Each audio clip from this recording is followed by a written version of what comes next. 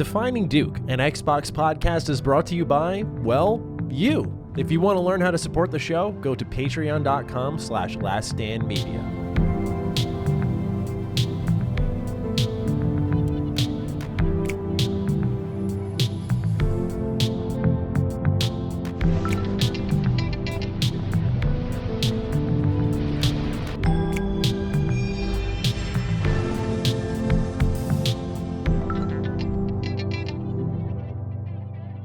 Salutations, everybody. It is Matty here today, and welcome to Defining Duke, an Xbox podcast. This is episode 24. And I'm Ben Smith. I'm the associate producer at Last Stand Media. How you doing, Matty?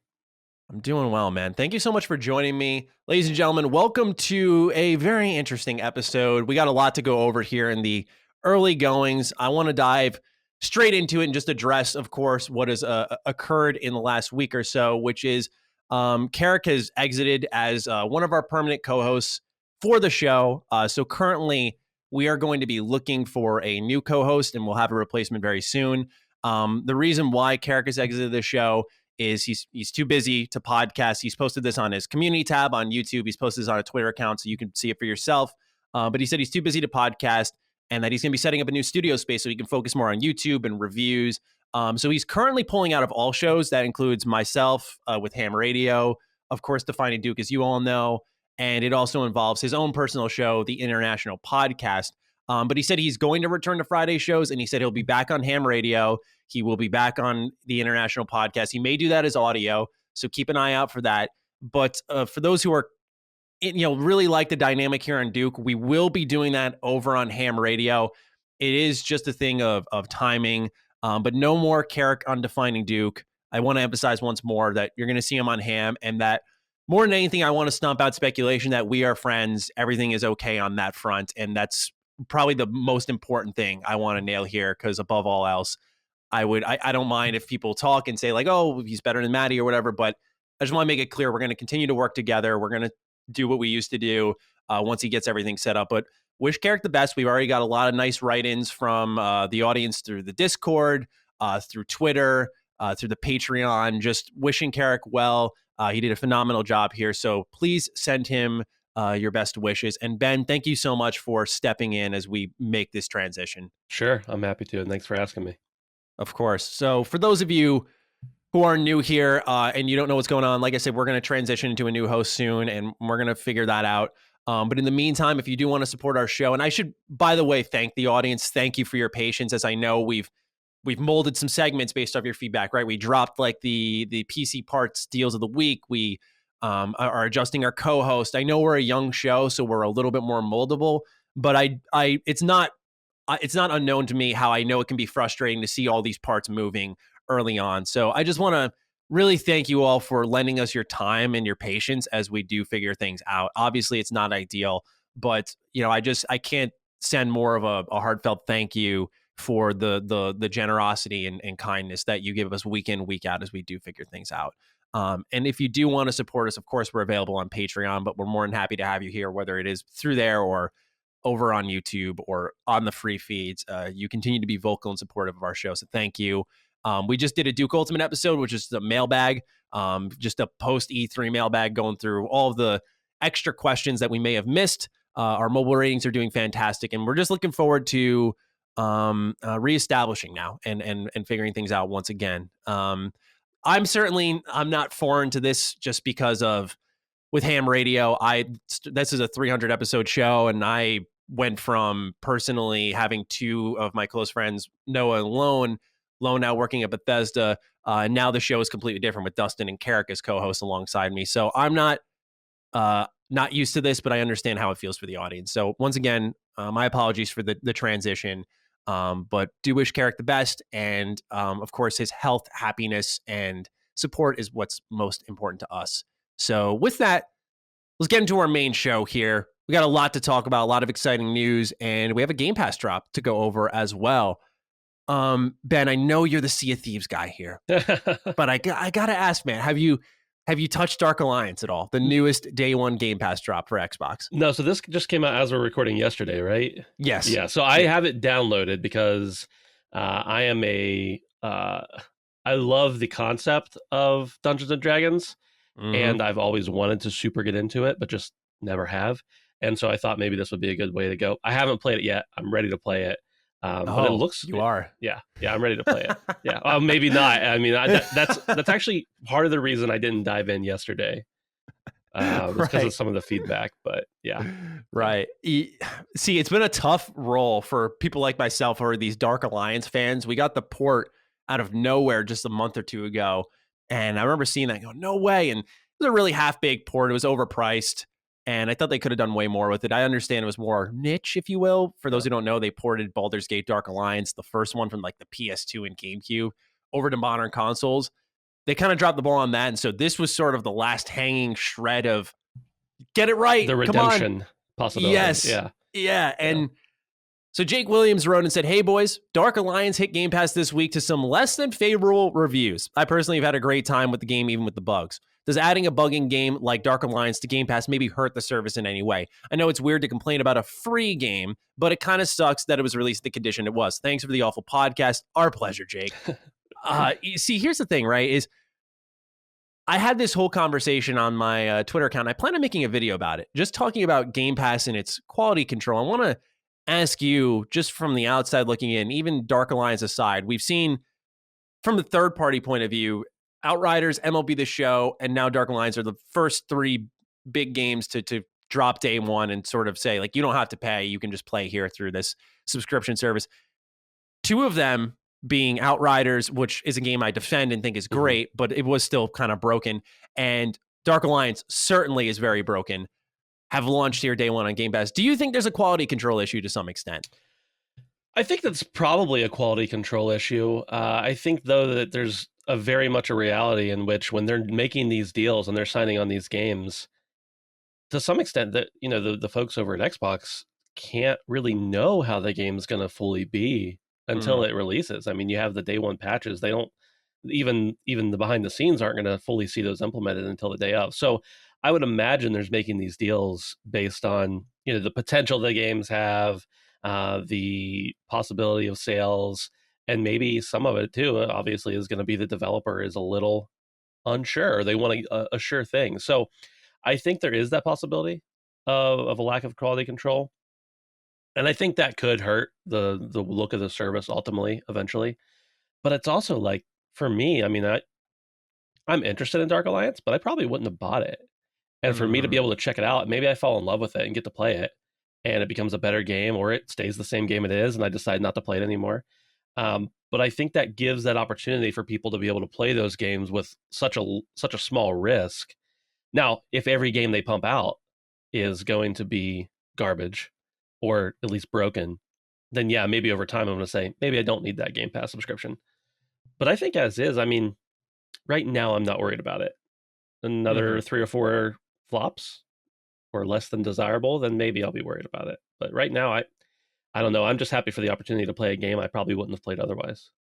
Yeah, I'm in the same boat. It's hard to criticize because it's such a dominant, well-received, and really consumer-friendly service that any critique can easily be wiped away. Right. What I noticed when I was interacting with some members of our audience and my audience and just in general people online was this sort of like, it's not a big deal because look at everything else. And the way I always viewed it is these are still monetary investments by Xbox where they won't know entirely the final product, but they have to check it out enough to know we're going to spend X amount of dollars here. I've talked to multiple developers. We have a public interview people can listen to, and Mike Rose of No More Robots, of Game Pass involving money deals and seeing like, hey, this has a chance to be something good. Let's pay for it. Yeah. There's something that's there. And to be able to check the quality of it. Not that what people misinterpreted, I think, with my exchange was some people were thinking, well, not every game can be a home run. And that's entirely true, right? You don't want every game to crush it because I think it's so unrealistic. Right. And they do crush it in the terms of just giving you all this value and saying like, here you go, have fun. But at the same time, while they're not needing to crush it, what's happened twice now, and Outriders you can sort of excuse for its servers, but even then it was very extensive. I didn't play the game for a week because then they had, if people may forget, it did have the bug, which was inventory wipe bug, and it was pretty widespread. And this is, once again, someone who thinks Outriders is one of the most fun games that came out this year. And it's not even attacking the jank of it, like it's got fade to black load screens and stuff. That doesn't even matter to me because it was a fun game at the end of the day. But there were clear major technical flaws there. There were clear major technical flaws here with Dark Alliance. I played it for a couple hours last night. And I mean, we were actually 2 hits from killing the final boss and the game crashed. Oh. We lost all our progress. It was super laggy. The AI was not responsive. It's just, I'm going to be honest, it is a very broken game. And it's a shame because underneath it, kind of like what you could say with Outriders, it was like the underneath it, there's something here, right? Yeah. And so that's what I find frustrating is it doesn't need to be a slam dunk. Let's get the best of the best. Because we are seeing that with, I think, a game like Hades. Like that's a slam dunk, I think. Like, that's going to be good. Hopefully, right? At least the port should come out well. I shouldn't jinx it, right? But I look at something like that, and clearly you have those known hitters coming. But I look at moments like this and think to myself, well, as we engage more with third-party deals, their ratio isn't that good. It's not. It's great to see the value. It's great to know, thank you, I saved the money. But there has to be some emphasis on the quality if they're going to be investing. At least that's my interpretation. I know it's not heavily agreeable. I understand that. I know there's going to be pushback on that.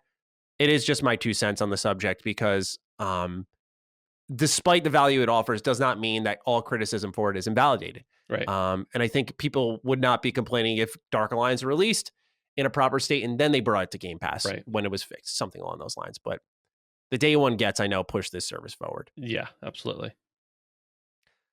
With that, let's get into some warm-up questions. First one comes from Steve Forgione. He says, hey, boys.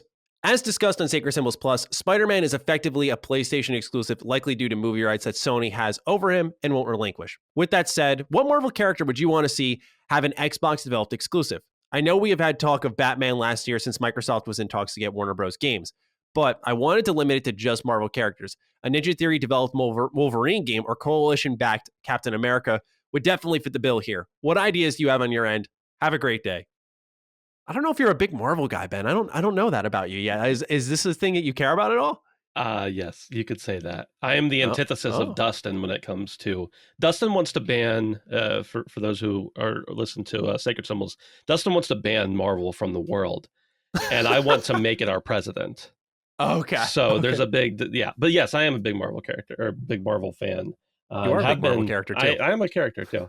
Have been since I was a kid. Now I'm by no means, I don't have an encyclopedic knowledge of everything, but I love Marvel for sure. So who's your pick then? Do you have one that comes to mind right away? You don't even have to name a studio, but a hero. Well, when you sent this earlier, this doc, before I even finished reading the question, I thought Wolverine automatically. But since this person asked the question, I thought about the fact that I'd really like to see Daredevil. And the reason I want to see Daredevil is because I think it would be challenging to create a game in a visual medium about a character that has no sight. Right. So I don't know. I think that's really cool. I was also thinking about Jessica Jones, just because I think there's a cool story there to tell. Maybe you get a little bit of Senua's Sacrifice or Senua Saga vibes going. Because she has a lot of like PTSD type stuff, and maybe get some of that going. Maybe it's more of a not pejorative phrase, but a walking sim as opposed to an action game. I don't know. What do you think? I don't know if you're a big Marvel fan either. The thing is that what sucks is I'm a big Spider-Man guy, and so I've been just really like hitting the drum of hey, give us a good Spider-Man game. And when Insomniac finally delivers that, I think to myself, what's next? Out of the comics I've read, I would say one that I would be very interested in is X-23. Oh, yeah. I think she's pretty underutilized. And I remember reading the whole collection of those comics, and I found her story of just kind of this kid growing up in a lab, trained murderer, activated by scent at times, and just kind of blacks out and accidentally murders people. There was just some really fascinating stories there. And I think who hasn't? Yeah, right. Just that story of and delivering that through a game of almost this lack of control. Yeah. I almost think of Nier in a way where it's like you're the bad guy. Oops. And I feel like that could sort of be delivered here. I don't know who the ideal studio for that would be, but I would love to see X-23 personally. Yeah, yeah, that's cool. I can see the comments rolling in on that. Not about what you said, but about that game. And people are like, "Oh, they made a girl Wolverine," or something like that. Yeah, of course. But no, she's a great character. I think that'd be cool. Yeah, and I imagine you Yeah. could do some fun stuff with that loss of control with your actual controls in the game. Exactly, Yeah, right? Like, yeah, I can't help but think of Nier with that. That'd be hmm really cool. yeah, Kyle Clays is our next question. Fellas, I know this isn't ham radio, but I'll cut to the chase. Mr. Dickalicious Dustin Firm Man made a point to say that Xbox needs to bring back Banjo Kazooie. My question for you: how do you think a Banjo Kazooie revival would fare in today's market? What do you think they would do? What do you think they could do to the platformer to make it more appealing to today's audience? Do the Titty Gobbler or Portland based, which this would be Karak, who's yeah. not here, have any desire to see the bear and bird make a return to form? Hope you all have a perfectly flaccid week. Much love from rural Oregon. Thank you, Kyle. So are you a Banjo guy at all? I like Is Banjo. this I wouldn't call myself a super fan, but I played the games, loved them. Yeah, okay? yeah. This is one of my blind spots. I got to be honest. Oh, So I okay. come from the approach of I've not really played Banjo. Uh huh. So how can we bring it back? What would appeal to me more than anything? And I think what happens is some of these dead IP get underestimated. I think Metroid was one, right? Like Yeah. Metroid is a game that has been dead for so long. Oh, it's one of Nintendo's worst selling series. Right. Now it's one of the most pre-ordered games. Yeah. And so I feel like Banjo could see a similar bounce back. Now, as a guy who has played them, hmm what do you view a potential revival as? Maybe not in the terms of a game, but really just what would capture an audience nowadays? I think, well, first of all, I think that there's a lot of potential there to do Banjo remasters, Mm, or even remakes to some extent.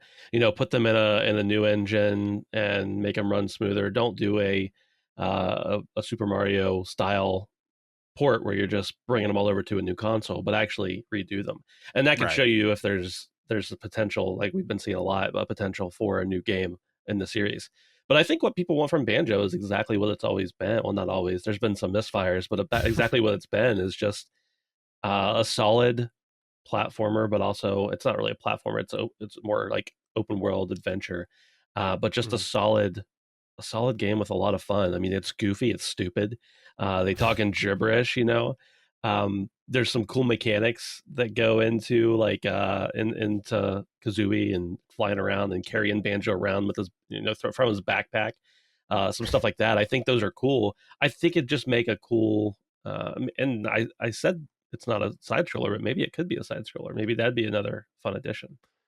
Yeah, right. I feel like that would be the evolution hmm is you see Mario do this a little bit where they do 2D, 2.5D, and 3D all in one game, kind of like Yeah, Odyssey yeah, had these segments where they do stuff right. along those lines. And maybe something like that for Banjo, where it's just this very expansive platformer could be easily marketable. But I agree that I feel with a lot of these old series that sometimes they overthink it. There's a degree hmm of that in the industry of like, what can we do that's earth shattering with the series? It's like sometimes you don't really need the earth shattering moment. Like you Yeah, can dude. Yeah, just make the game again right, and just leave it as is and people will be perfectly happy with that because that's what happened with Crash, right? Like they right. brought back Crash. There's like, here's the insane trilogy and it did really well, like Yeah, 10 million copies sold.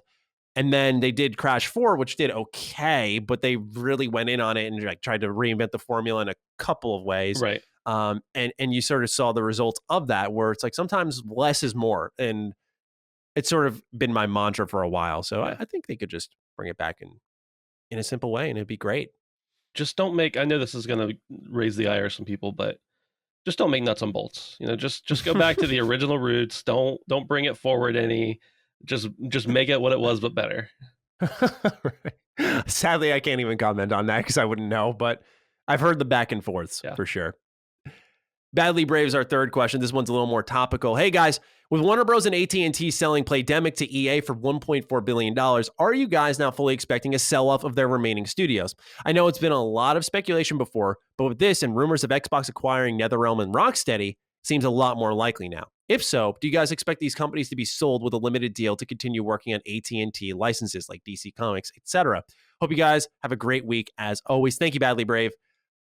Ben, hmm we see this sale happen this morning as we record this on Yeah.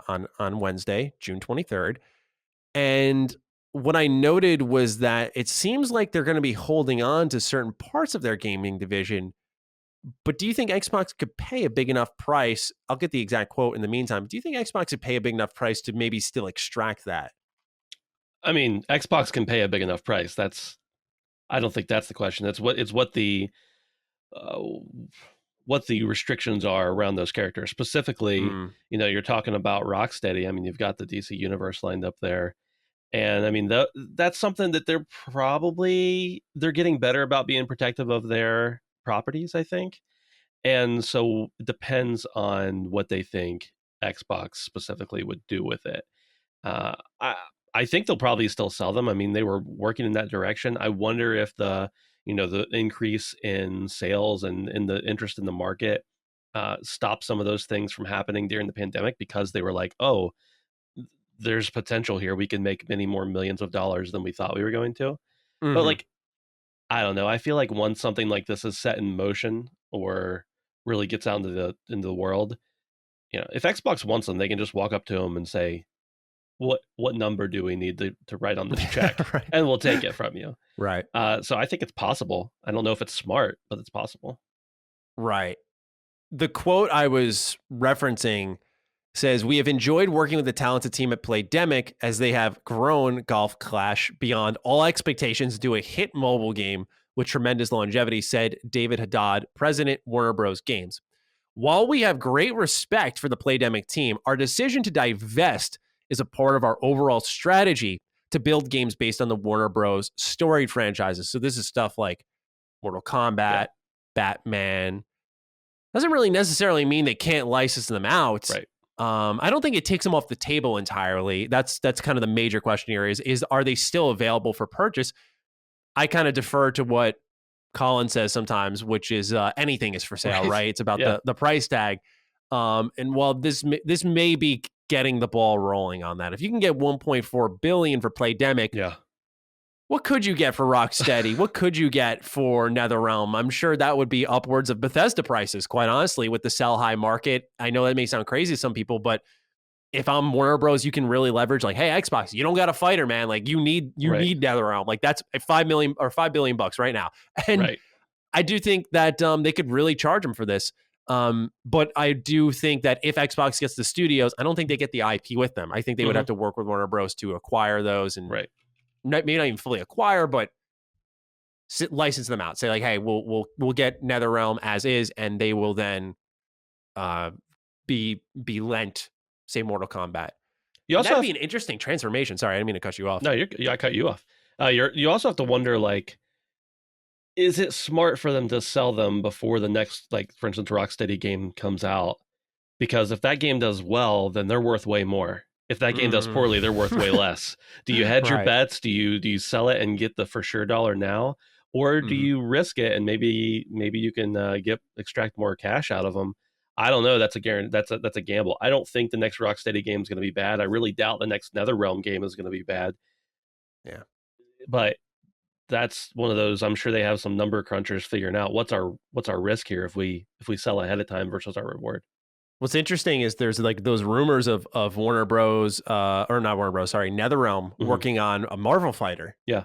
And it would be published by Warner Bros. You'd imagine, and Yeah. it's like, well, what's that going to look like now? Right. Um, so yeah, it's going to be really interesting to see how this shakes out.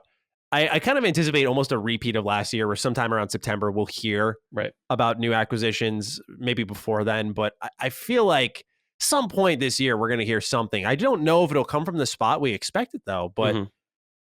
this may be the start of the snowball rolling down the hill and growing into a great big avalanche. For all we So know, they're already we'll sold see. and just not announced. That's very well Yeah. possible. It's Yeah. very well possible. Next is about the 2022 to 2024 lineup of Xbox. This one comes from John Carey. Hey, Duke dudes.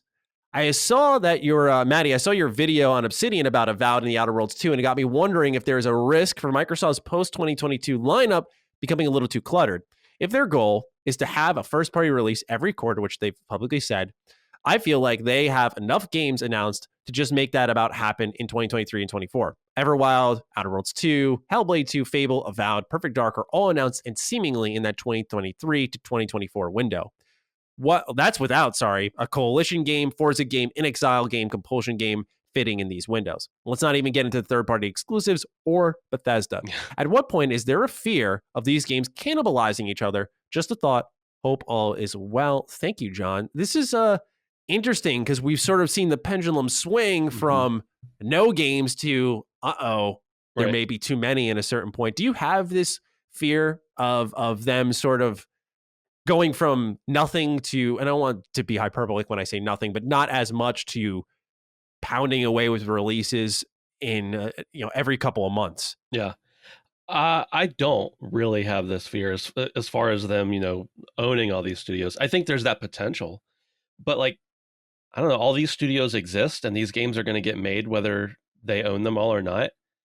So why not own them and cash in on them? Now, of course, if their resources are being too diminished by putting them into one studio or another, or if the management isn't where it needs to be, then, those are some real problems for sure. There are real potential problems. But like, these games are gonna be made. They're gonna come out. Maybe they're gonna be made better by more money. I don't really see that being an issue. Yeah, I don't either. And I think a lot of people are getting ahead of themselves with this because I look at PlayStation where I feel like we got an answer to that worry. They did Last of Us Part 2, and they had Ghost of Tsushima tucked behind. And everyone was like, they're hiding Ghost of Tsushima. Yeah. In my opinion, oh God, we might like the comments ablaze now, but I thought Ghost of Tsushima blew that game out of the water. I thought Ghost of Tsushima was so surprisingly good in every way, shape, and form, from top to bottom. I think that game was better because of my low expectations for it. Yeah. But then it, to me, started to exceed it because the story was really good, and I loved how the open world exploration was handled. I really felt it in a subtle way rethought things. Yeah. And when you had a game so superb there, following up what is one of your biggest PlayStation IPs from probably your biggest studio in Naughty Dog, I feel like that puts that concern to bed a little bit, where we've seen PlayStation, granted they have a more established following and expectation of, this is going to be quality, so more people may just give it their time and attention, where Xbox is still earning that. I do look at it and say, I think that they've sort of put that to rest, where we've seen what happens, where both games sold well, were reviewed well, even though they released back to back, and that companies aren't afraid to do that. And I think it's because we have Battlefield and Titanfall just still lingering there as this cannibalizing nature of what can happen if you release too closely from the same company. Right. But Xbox's portfolio is big and diverse enough where I feel if you go Fable and Perfect Dark in back-to-back months, they'll be fine. Especially with Game Pass, you might see more people just float in and play the game than not, because there's that accessibility to try it. Well, I think there's also there's another part of it too that people like you and me, and probably a lot of the audience, don't get, is that like, we play, if it comes out and it looks good, I'm going to play it. Even if it doesn't look good, but I can play it on Game Pass, I'm going to play it. But like, the average person has a genre or two or maybe three that they like. They play, they play the specific types of games they like, and they're not just going to play everything out there. The average gamer, I would say, is that way. And so like, yeah, you have a couple games that are going to fall within the same thing here, or within the same genre, but like Hellblade 2 and Forza are entirely different types of games, right? So somebody who loves racing games but doesn't really like games like Hellblade that's not gonna be a concern. So like, you have something for everyone at the same time. And I even said it with stuff that's shared in a genre. Like, as a guy who's an RPG fan, you look at the Outer Worlds and Starfield and you think, well, those two games are up my alley. But there are going to be people who have a particular itch scratched by the Outer Worlds that Starfield doesn't. Like, I imagine Outer Worlds will probably be, I don't want to get ahead of myself, but just based off what the Outer Worlds 1 was, I anticipate the second will be still kind of narrowed in its focus. I don't think it'll be open world. Yeah. And getting in your ship and going from planet to planet, like I anticipate Starfield will be. And for me, that may scratch a certain itch that reminds me of KOTOR and brings me back to a time where I think these are the best way RPGs are made. But some people may prefer the design and style of Starfield, and that may click with them more. So even if you're double dipping, that's under the assumption that your one thing will hit everybody, and it's not. And so I think they're doing the right thing. You're going to have Fable and Elder Scrolls 6 in the same library in a number of years. And it's like, some people are really going to like what Fable does that Elder Scrolls 6 may not. So I think some people are getting ahead of themselves, and also not realizing that with how easily accessible they are, you don't even have to be hardcore like you and I and many others of, it looks good, I'm going to play it. Right. Because of Game Pass, you can just do that. So even more, we'll say, casual people can now adopt that style. Sure. Last warm-up question. We'll get into the news afterwards. Jack Palumbo. Dear Matty and Karak, sorry, once again, no Karak here.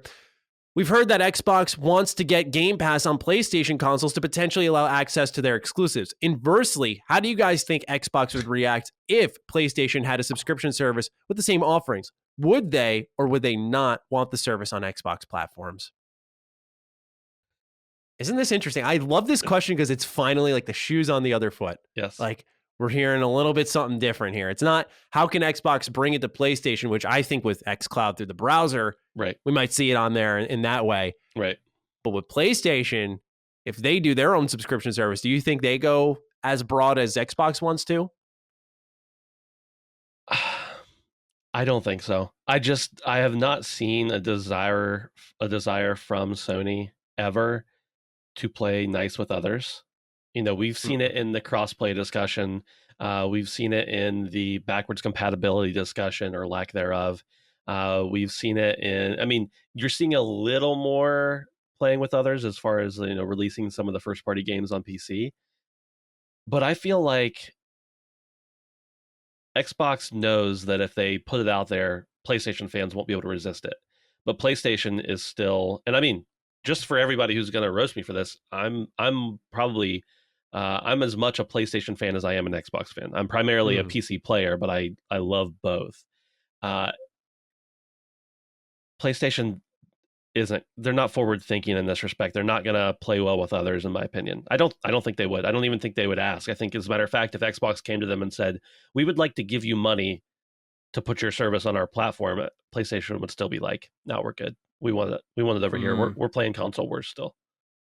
Interesting. Yeah. I see that too. I don't think that you're going to see that strictly because of some of the streaming infrastructure that Sony has set up. Is, we know they got Gaikai in, I want to say 2013.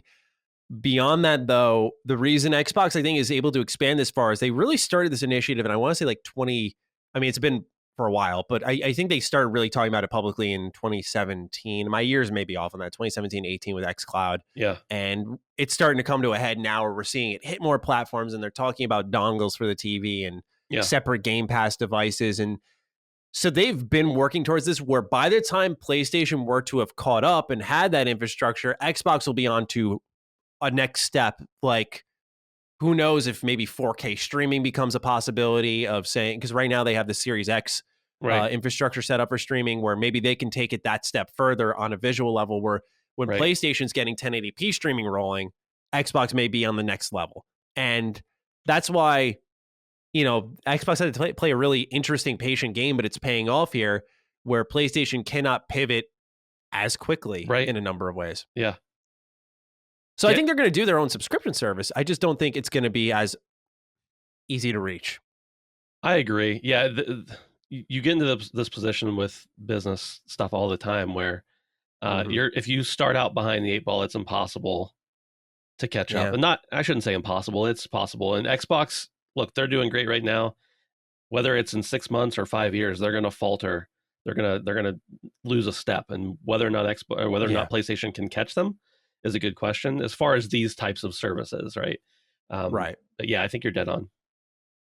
That, and I also just think Xbox, they're striking at probably the best time. I say this not too much, but I'm probably going to start mentioning more often, is I think the pandemic may have been one of the better things that happened to Xbox. And the reason I say that is they started striking with big Game Pass deals and streaming and ease of access during a time where people were losing jobs and didn't have as much money. Right. That sits with people more than anything. You have saved me money. You have saved me time. Right. You have made it easier for me to continue my hobby without losing anything. Right. Thank you. And I think that just earns loyalty. So I think they've struck at, for lack of better terms, an opportune time. Right. Where I feel like PlayStation, even if they catch up, I don't know if they'll earn that strange amount of goodwill that Xbox did, because I think it happened during a time where people needed that ease of access. They needed, hey, I can't afford these $70, $60 games every month or whenever they release. I'm just going to pay $15 a month and call it a day and just play what's there. I think it's also very much, not to drag this on too much, but I think it's also like, PlayStation has been so good to us for so many years.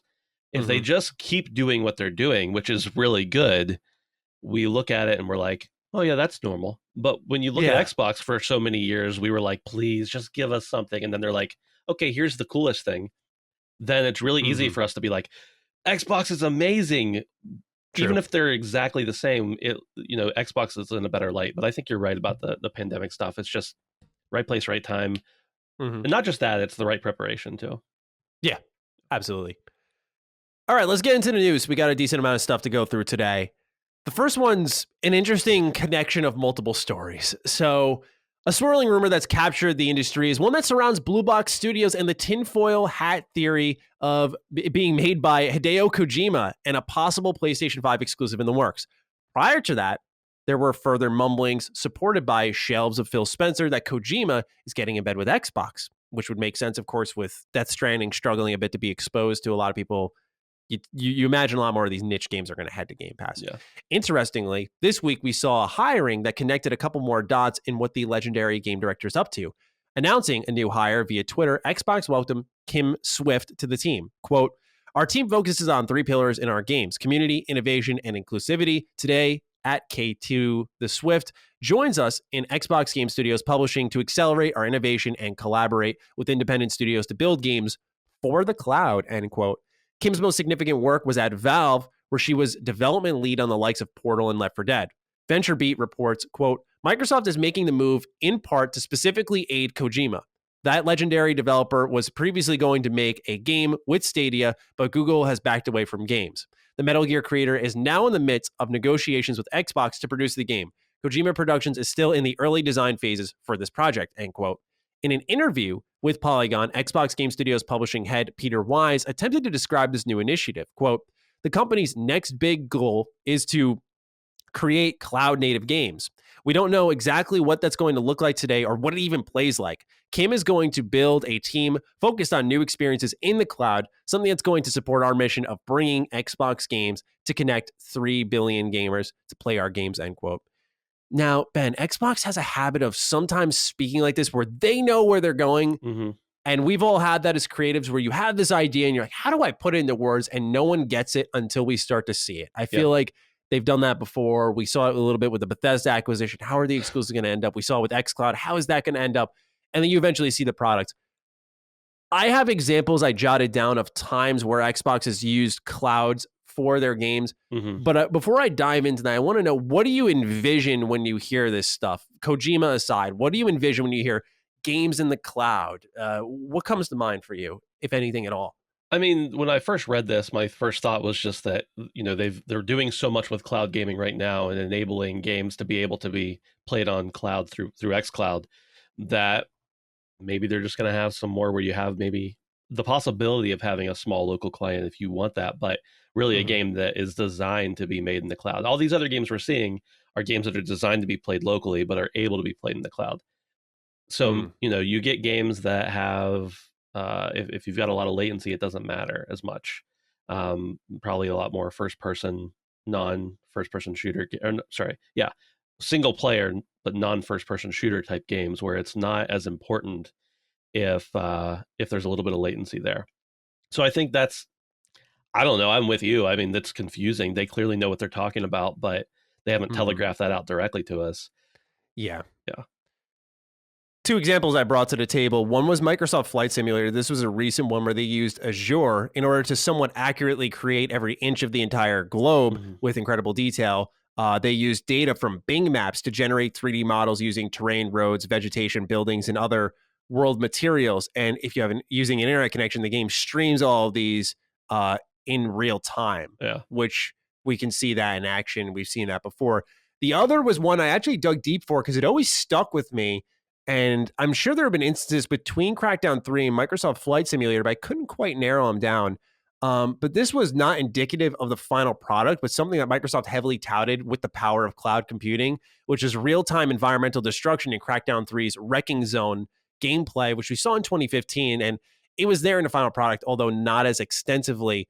But that's what I viewed it as, is this almost extension of what the game is capable of through cloud computing.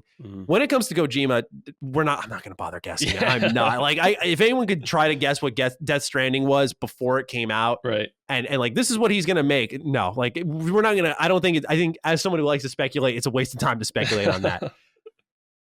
What I really would like to focus on is, what do you make of Xbox gearing up this hard to get Kojima on board? I mean, that's a pretty strong move to say, like, hey, we're going to make this hire. We're going to make it public. We're going to have an interview supplying that, explaining what we're doing about this initiative. to really, in particular, help Kojima and of course other developers, but Right. help him see his vision through. This could be I don't want to say just in a console warsy fashion, but a major blow to PlayStation. But I mean, Yep. this is a guy who's home with PlayStation since the PS1 with Metal Gear, and here we are now looking at him switching a little bit. So, what do you think about this pretty substantial move to get Kojima on board? I think maybe it is a little bit of console wars. I mean, for years we've been saying like, oh, it's so nice that all the big guys play together. But it really started to hit me whenever at the Xbox conference, when they, a couple times came out and said, yes, this will be Xbox exclusive or Microsoft exclusive, whatever. And granted, we wanted them to come right out and say it, just put it in words that we could all understand as simple people. But there was a little bit of like, oh, that that kind of sounds like it would sting if you're a fanboy of PlayStation, really want these games, and Right. I almost wonder if this is like another like they're still playing nice, but like, hey, this is exclusive. That's the right hook. And hey, by the way, we took Kojima. We still like PlayStation. They're great over there, but we're gonna do this better. Right. So I think that is a little bit of it. Now, obviously, I mean, people love Kojima. He's a visionary. He makes crazy stuff and really innovative. And I could see Kojima being the guy to use cloud gaming in a different way, something with cloud gaming that we've never seen before. But I have to imagine there's a little part of them that was like sitting in a boardroom. Hey, what if we stole Kojima? Wouldn't that be funny? Yeah, right. yeah, You have to imagine it starts somewhere, right? It's yeah. not just because let's be honest, man, if they're thinking metrics, they're thinking numbers, they're going through it all, your data would say, let's stay away Yeah. from what Kojima is doing just based off Death Stranding. It didn't Sure. perform horribly. I don't Right. want to be hyperbolic, but it wasn't such a heavy seller that it's like, let's make a hiring, Right. let's move all these parts. Of course, there's something there that is, ooh, that would sting, wouldn't it? And hey, that would look really good for us and flip Right. the script. Yeah, I'm sure they Of made course. their money on Death Stranding, but they probably didn't light the world on fire with their profits either. Yeah. No. Yeah. And it probably stood the chance to because it didn't, I say this with all due respect, it didn't look like it was using a ton of assets and Right. and development time. There's a reason why they built it so quick, and Yeah. it's because the world to and fro was not seemingly full of Right. things. So Yeah. it was probably an opportunity to make a lot of money off that game. Sure. And I feel like what we'll end up seeing with this is probably the seeds being placed with like Death Stranding on Xbox through Game Pass. Once again, those things on Phil Spencer's shelf, I mean, I can't help but just dig back into them and go, they're intentional. We know Yep. as much. We've heard as much. Yeah. And you saw the Death Stranding Luden statue in the background. And that's what I'm waiting for is I say this once again, not to be mean, but I don't want to spend money on Death Stranding. That Right. is 100%. And that's a complete contradiction to my argument at the top of the show, which is, whoa, was Game Pass quality, this, that? It's like, yeah, I get it, by the way. That's, I'm totally aware. Right. But Death Stranding's a game I don't want to spend money on. So I'll Right. wait for that on Game Pass. And I think that's how they'll get the ball rolling is something along those lines. And Did you play Death Stranding previously? No, never once. Okay. Yeah. Did you? I did. I didn't finish it. I enjoyed Okay. my time with it, but it wasn't for me. I played probably 30 hours of it, which was for me too long. But I think it's a good game, but it wasn't for me to finish. Yeah. I'm interested more now with apparently this new Metal Gear approach they're taking in the PS5 release, where they're adding more reportedly gameplay to it. That would grab me a little bit more. Yeah. I don't mind the exploration. I think that's kind of nice, but if there's more things happening, that would be a proper response to me. That would get me on board to check it out. Right. Yeah. Number 2. In October of 2017, EA shuttered the beloved Visceral Games, who brought us a trilogy of fantastic horror games in the names of Dead Space 1, 2, and 3. They were hard at work on Project Ragtag, which was a brand new Star Wars game, before being closed. While the original team is gone, reports across the industry are in and the state of EA and state that EA Motive looks to keep the series alive. Gamatsu and Video Game Chronicles have corroborated a Jeff Grubb report that the Star Wars Squadron developers will be handling a reimagining of the Dead Space franchise. This would mean it's not a sequel to the existing trilogy. The plan is for EA to announce this at their summer event, EA Play Live, on July 22nd. Ben, I'm a big Dead Space guy. Are you? I wouldn't call myself a big Dead Space guy. I played Dead Space 1, but it didn't. Yeah, no, I'm not. I I've could heard. be convinced, but I'm not currently. No. Well, I hope this reimagining is for you then. I personally love Dead Space. It's Yeah. one of those trilogies that I respect a lot because the first one's each of them, each entry is something very particular. Like one is very survival horror, Yeah. two is very much still scary and creepy, but builds the characters, and three is this kind of Mass Effect 3 like moment where it's very divisive, Yeah. very gameplay heavy. It's co-op, it's weird, it's got customization in it. Yeah. And for some people, they love it. I like it a lot. And some Yeah. people hate it. Yeah. But now we're seeing that more is on the way. We'll talk about that. But I also wanted to tap into something that came to mind, and we had the perfect write in from Tyler to sort of fit that. Hey, boys, hope you're all doing well. So, Jeff Grubb might have leaked a potential Dead Space revival. And as someone who writes about games and has been wanting EA to bring the IP back, I'm very upset. This would have been an awesome announcement to see off guard. And with Grubb and Schreier constantly leaking details about new games, they've started to come off as disrespectful. To me, it's one thing to leak details about a game's development that happened years ago. It's another to completely soil a surprise that would have made thousands happy. And the fact that Grubb and Schreier leak stuff like this lends me to believe that they do it for clout and nothing more, regardless of the developer or publisher's expense.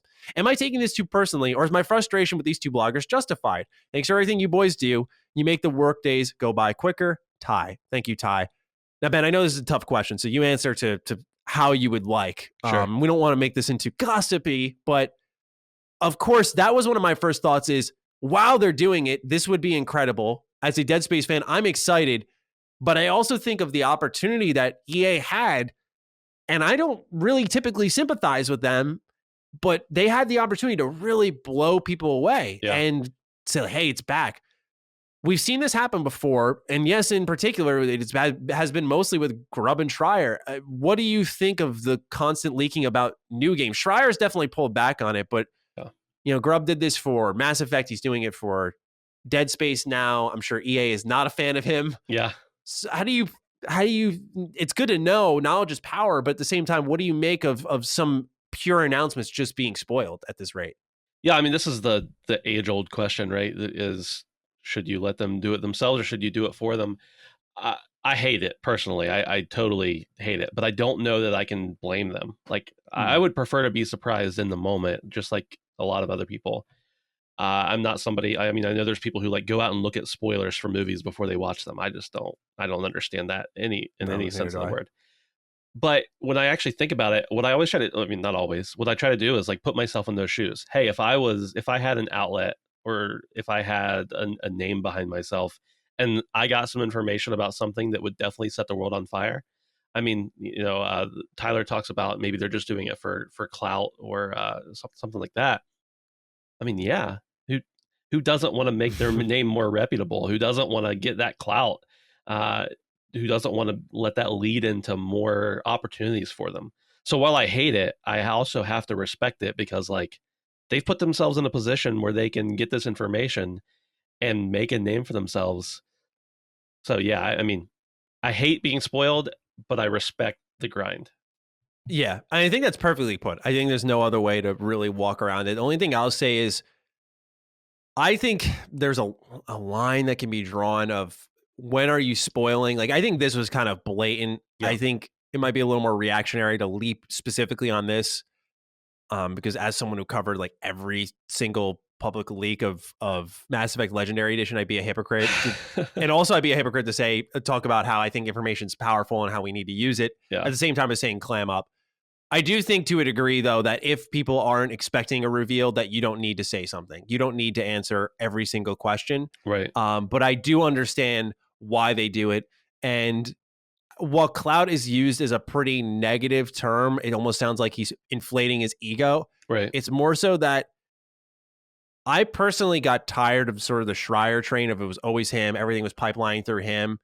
And it's now becoming Schreier and Grubb pipelines. And I've just said for a while, I would like it rather to be just multiple of that. Sure. I don't need to beat that dead horse. Right. But I'm just happy that there is someone out there with equal amounts of information and context who is a little more chatty. Right. We certainly used his work on our show here on my own channel. And it's gotten to the point where he's kind of an inescapable name. And I think that's pretty clear, right? I think that's kind of the goal is the amount of shows I sit down to write up and I'm thinking like, oh my God, I got to fucking, no offense to him, but I got to fucking write his name again. Like I got to throw him out there. And it's like, we Right. do that because we want to give credit. But Right. yeah, that's kind of the goal here. He's growing his brand just like we've grown ours and so on and so forth. So I respect what he's doing, and I understand it. It's just, yeah, in certain instances, it can be a little more frustrating than others, you know. Yeah.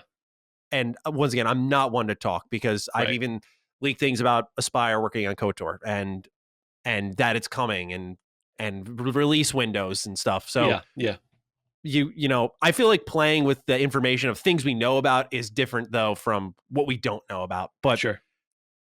I get it. And I understand the frustration, Tyler. I don't think you're overreacting. No. I think it's justified. But you also need to understand as these people grow that this is going to happen. And so I respect what they're doing. As for Dead Space, a reimagining, I don't know how I feel about that. Yeah. I don't know. I don't like that. What do you think about everything stopping at 3? Some things barely get to 3. Then most things get to a trilogy and then stop. I would love to see someone have the balls to say Dead Space 4. Right. And just, you know, like, everything gets rebooted after 3. And I just want to see something continue. I think a lot of the reason we're seeing these things rebooted or remastered or re-released or whatever is just because, like, when did Dead Space 1 come out? 2007-ish, somewhere? Yeah, it's around there, 6 or 7. Right. Yeah. Something in that time frame. I mean, how many brand new gamers are there? How many more consoles are there out in the wild than there were in 2007? So, like, a game comes out, and I've started playing video games 3 years ago, and it's the 4th one in the series. There's a small chance I'm going to play it, or I'm going to go back and play the first 3, and there's an even smaller chance I'm playing number 4 without playing the first 3. So gotcha. I get it. I agree with you. That'd be awesome, especially for fans of the franchise. But I know for me personally, like, yeah, if 1 through 3 are dated, I'm probably going to skip 4 if I haven't played the first 3. Exactly. It's just, man. Yeah. If only they didn't just go on hiatus for like 10 years, you know? if only things could be centered around our enjoyment rather than money. Yeah. You know, right? I mean, oh, man. Let's just make the world a better place. Come on.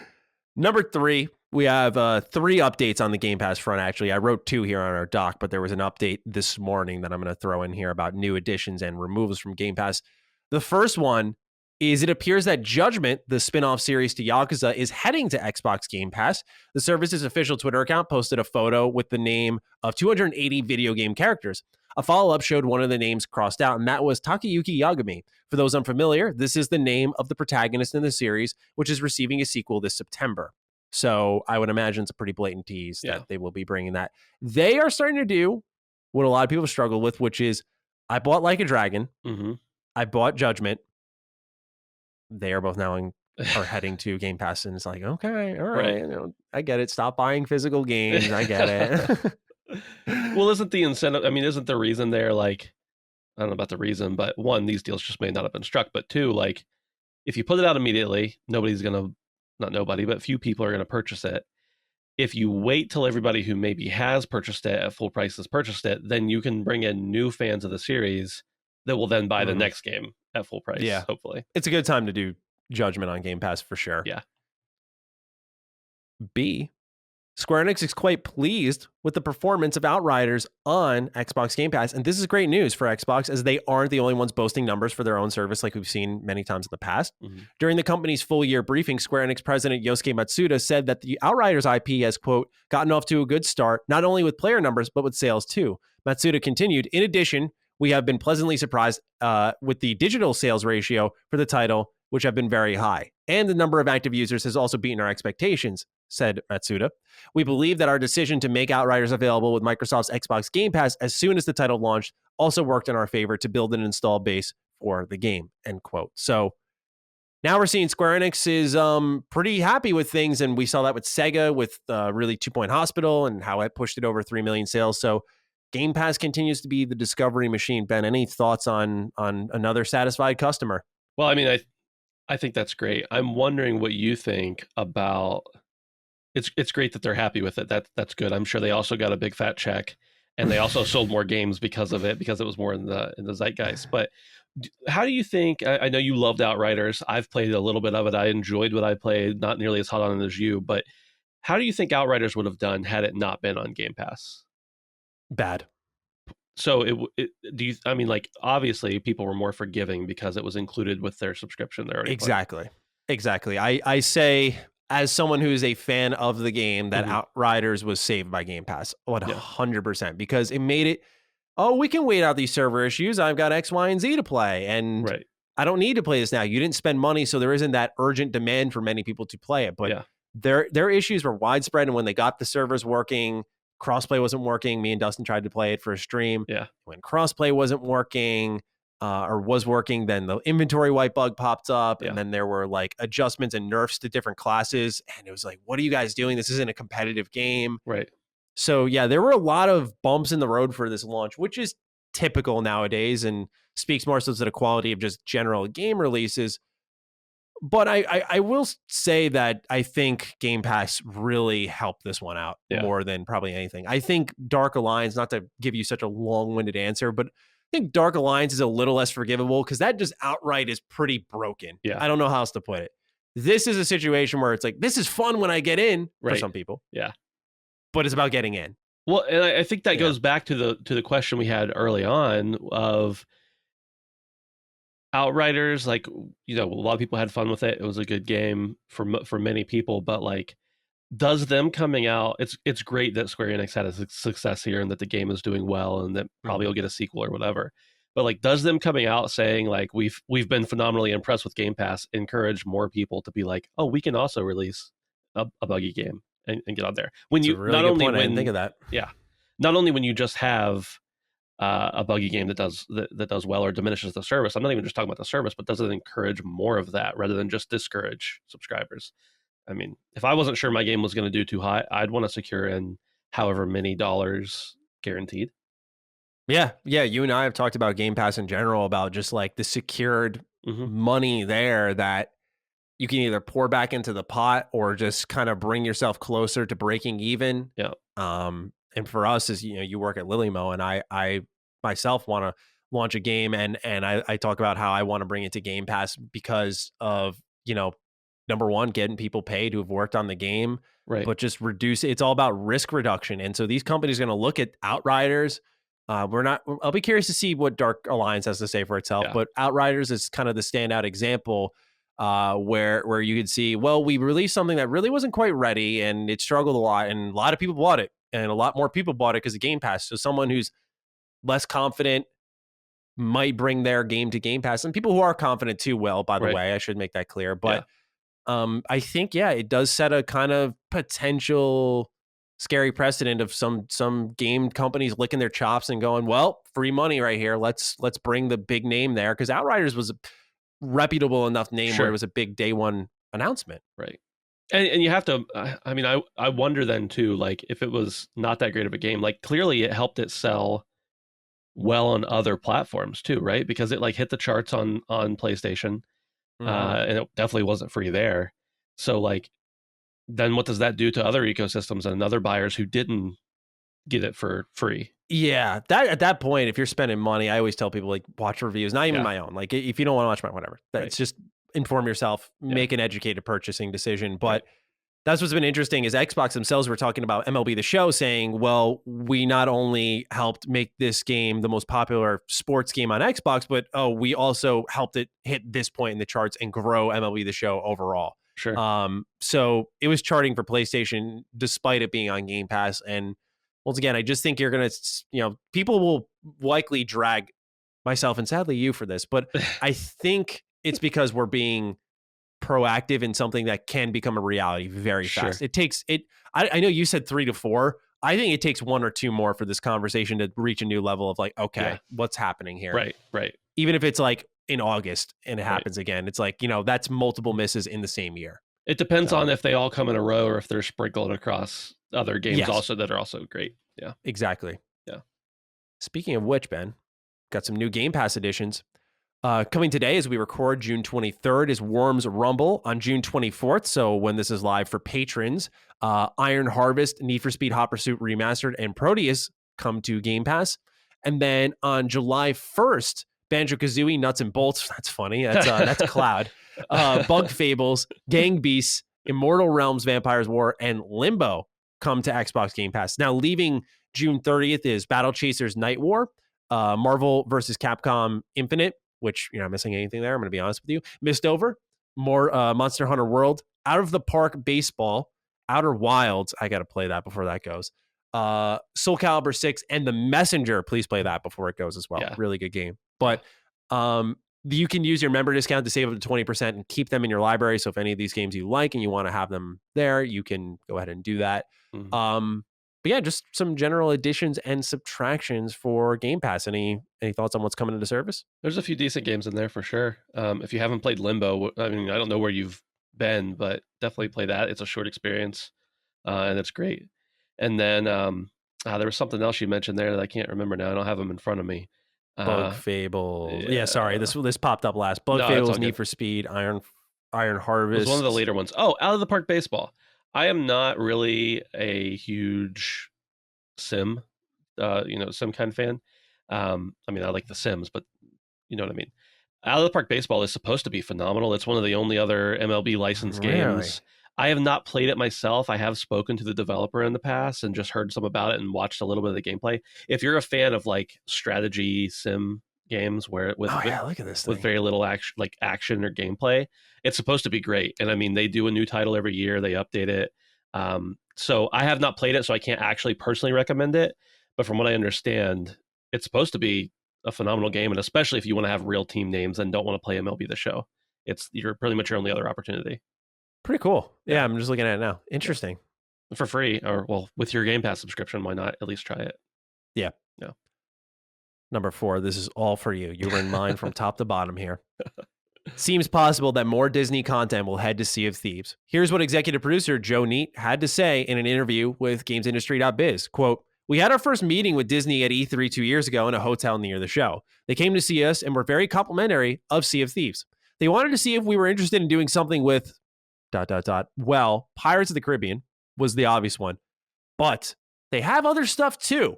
And they left it in our court to go away and have a think about it," end quote. The interview also mentioned that talks for this began August 2019. There was a creative pitch made in January of 2020.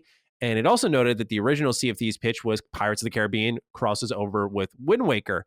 And lastly is, and Ben, I know you've been playing this, there is a button upon startup that can bring you straight into a Pirate's Life, which is the new update that's come out for Sea of Thieves. So, of course, I want to ask you how you're enjoying that. I know you streamed it for a couple hours the night before. But what do you also think about what you saw from this Pirate's Life update, and what more could they do with other Disney property, perhaps? Yeah. So full disclosure, I'm a gigantic Sea of Thieves fan. I love Pirates of the Caribbean. So I just want to get those things out of the way. You love that too? Oh my God. Wow. I unabashedly like it. I know it's not great, and I still like it. So wow. I mean, and maybe that's why awesome. I like one or the other. So for me, I mean, there are certainly people even more excited than me who are like huge Disney fans. I like Disney, but it's Disney. But just to put that in context, that I am going to gush about this with no remorse and no nuance. So if you don't like that, that's where I'm coming from. But no, so the update is out, and I think we'll still have an episode for Defining Duke Ultimate in the future about Sea of Thieves at a broader scope. But the update's really cool. It's basically, if you're familiar at all with Sea of Thieves, it's 5 tall tales that are totally centered around the Pirates of the Caribbean movies and ride. It's actually got a lot of inspiration from the ride at the Disney parks. It heavily draws from those, which is where the movies also drew from, at least their initial inspiration. And so you can do those, and then you're actually instanced. And by the way, there's a lot of tall tales with stories and everything. These are the 5 specifically about Pirates of the Caribbean. And so there's you get instanced in. So once you start that tall tale, you're on your own, which is a lot different than previous tall tales where you were like just in the world with other players. You could get PvP'd, attacked, whatever. So that's one thing that's unique about it.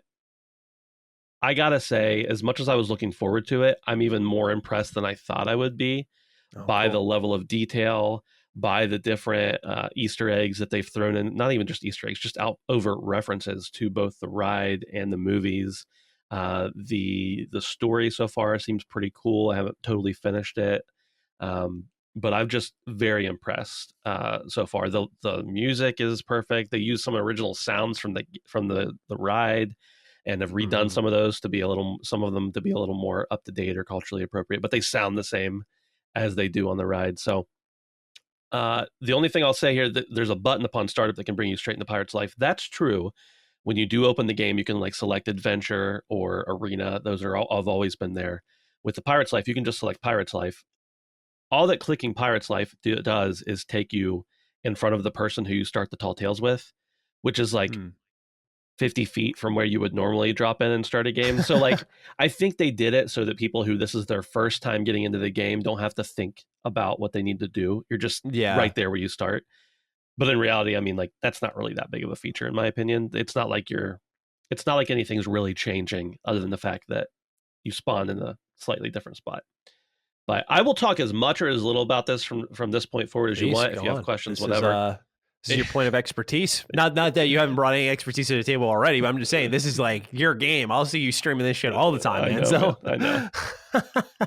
So of course, so it seems like you're speaking positively of it. yeah, So more Disney properties there. yeah, Like a Little Mermaid, maybe. Like, what do you think? Maybe they could just throw in there that would fit. I don't know. yeah. Well, I mean, Little Mermaid's the first thing that comes to mind, but I just don't. Maybe it's because I'm not a huge fan of Little Mermaid. I don't dislike it or anything. Mm, It's just like not, it's not something that speaks to me. But I find it hard to really think about how that would play into the world very well. I'm sure it could be done. The reason that I think Pirates fits in so well is because Sea of Thieves took so much inspiration from Pirates of the Caribbean right. for the game.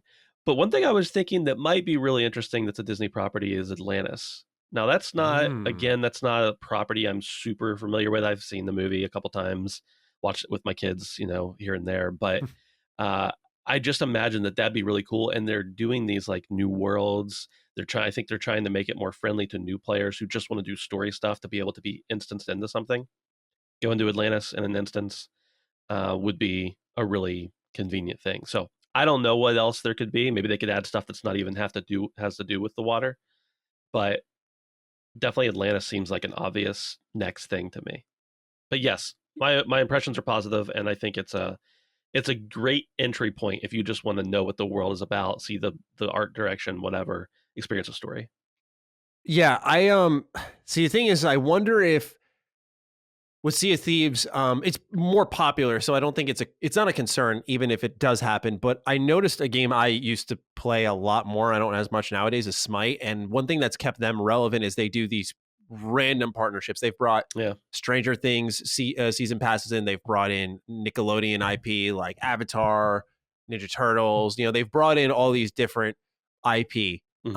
and it's kept people coming in. It's like, oh, look at that. Do you see that just in general being a thing that Sea of Thieves does? Because I know it's one of the most popular Game Pass games. Hmm. So do you think they're going to start dipping into more partnerships? Do you find that necessary? Because I know they introduced seasons. I think they dropped another update alongside Pirates Life, like completely separate from Yeah. that, if I read correctly. So Yeah, they it was seem a to lot be of new keeping that. features and stuff. Yeah. Yeah. Yeah. So, I mean, what do you think it's even necessary for these branding? Or do you think it's just like, hey, this is just a good fit and that's it? I think this is a good fit, and I think I would be open to more partnerships if it makes sense for the game because the fan base that's there is not Mm, just going to accept anything. I mean, look at right. Fortnite. I used to love Fortnite. I said this on my stream the other night, but I used to love Fortnite, and I quit playing it after a while, but just because I got tired of it. But then over the years, I've seen them like bring in more and more properties, just throw in skins in there for no reason. They brought in like the even as much of a Marvel fan as I am, they like made one of the destinations like Stark Labs or something like that. I haven't played it recently, so I don't even know. And like I Mm, just find that distasteful because it doesn't add to the game, in my opinion. It just is a skin they can make $10 off of. yeah. If you like Fortnite, that's great, but I just don't see those partnerships adding to that. With Pirates Life, with Pirates of the Caribbean getting added into Sea of Thieves, that makes perfect sense. It helps continue to tell a story. It helps. I mean, it's the inspiration that the game came from. If they're able to do something else like that, if they're able to bring it, whether it's Atlantis or Little Mermaid or 101 Dalmatians, for all I know, I don't know.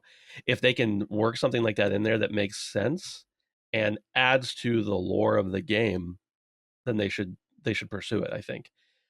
If it's just going to be, oh, you can buy this new skin and look like a character from your favorite Disney film, I don't really get that. I don't really. think that would be Yeah. well received. Yeah, I agree. And I don't want them to pepper it in. I think this is a great fit. So just kind of rock with what's working Yeah. and from there, because for me, it was a good fit, but not because it was, or when I say good fit, it wasn't like such an attractive fit where I wanted to play it, not Sure. because it was Disney, but I thought, hey, this really fits. Yeah. I was always curious by they grabbed my attention when they did these frequent updates for the game. They seem to really be connected with the community. Yeah. So I don't know if it's super necessary because it's, to me, I feel like when you start doing major consistent brand crossovers, it is a desperation for relevance, which I Right. don't think Sea of Thieves quite honestly has. I think it's very Right. relevant. It's because of course, it being a solid game, but also Game Pass. Yeah. Just keeping that player base alive and well. So I hope they continue to do fun crossovers, but when it makes sense. I think, Atlantis and Little Mermaid are pretty obvious ones. Right. On what level, we don't know. Right. I think more than I would like to see in a different crossover, I would like to see them continue this storyline, because I think I don't know what they're planning for the upcoming Pirates of the Caribbean reboot or whatever it's going to be. There's something in the works, but I think that if they were to like continue on Jack Sparrow's journey in Sea of Thieves somehow and create that That'd be cool. partnership, I mean, more content of this type would be cool. This is a huge Right. update, so I know it'd be a big undertaking, but I think that would be more appealing to me and probably most of the players than throwing Sure. Little Mermaid in there. Yeah, Yeah. I agree. Continuing a good thing is probably better than just throwing a bunch of random ones in there. Yeah. The one thing that came to mind randomly was we know that Xbox and Machine Games are working on the new Indiana Jones game, and I thought about treasure hunting, Yep. one of the major pillars of Sea of Thieves, but somehow connecting that. And I wonder if they would consider something along those lines, being just another Lucasfilm property underneath Disney. But That would be it cool. can go a number of ways. But I like your idea of just kind of running with what's working. Yeah. All right. We got to move on from this and talk about Psychonauts 2, another big Xbox game coming out. Well, it's also going to be on PlayStation, but Game Pass release. Psychonauts 2 is finally due to release August 25th this year, and with crunch remaining a hot topic in the industry, senior producer Kevin Johnson of Double Fine has some fine nudes. Oh boy, news indeed. Some oh fine shit. Let me pull up Google real quick here. Yeah, let's just end the career right here. Fun fact, Psychonauts 2 has had no crunch. The team has been amazing, and I'm proud to have been a part of something so special that's been made in the schedule we set forth. I think you'll have fun too, is what is posted on his Twitter account. Strangely, tweet's now deleted. So I don't know what happened there, but it's something I still wanted to spotlight just because I know it's pretty relevant to people. I'm not as super reactionary to crunch. Of course, there's damaging crunch where it's like you're not living your life. And then there's, hey, push to the finish moment here. Let's wrap this thing up. Right. And I don't believe anything creative can't be done without a little bit of overtime, personally. At least that's what I've experienced as someone who does their own work. But, not much for me to toss in here. I don't know if you have more to say on Psychonauts 2 just seemingly being free of crunch after Insomniac made it clear is free of crunch. But right. I mean, that's great. And I don't have any reason to not believe them, but I wonder, we're getting down to, well, not to use a phrase, but to crunch time where the game's coming out soon. I wonder if he tweeted that and they were like, we're actually going to need the crunch to get this game out in time. So I don't know. I don't have any reason to believe that or anything. And it's great that if they've been able to do it without the crunch, but you just have to wonder, why delete a positive tweet like that? I don't know. Yeah, it leaves room for speculation, but that's why I wanted to address it. Just leave it here. We may return to this later. We will see. Right. Yeah. Number 6, final bit of news here. This one was kind of cool. In an Xbox Wire blog post, they have announced that they are releasing optimized Xbox Series monitors. 3 total monitors will debut with a brand new, quote, designed for Xbox, end quote, stamp. Philips's Momentum gaming monitor, Asus's Strix Xbox Edition gaming monitor, and Acer's Xbox Edition gaming monitor. All 3 will be released this year and include AMD's FreeSync Premium Pro technology, which reduces screen tearing and 4K resolution, as well as a refresh rate of 120 hertz. So first off is Philips Momentum, sporting an Xbox picture mode. This is a 55-inch TV and a soundbar in one. It's a really funky design. I don't know if you've seen it.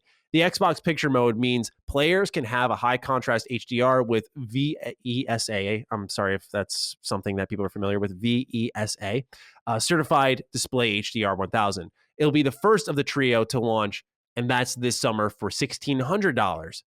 Asus's ROG Strix Xbox Edition monitor claimed to be the best monitor for color, contrast, and hue settings when connecting it to either an Xbox Series X or S console. It's 43 inches and launches in October for $1,400.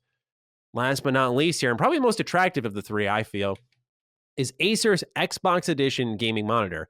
It sits at 28 inches, and Xbox states it is among the first monitors to be TUV eye safe certified, meaning it will minimize eye strain. As someone who gets that quite often, sounds very attractive.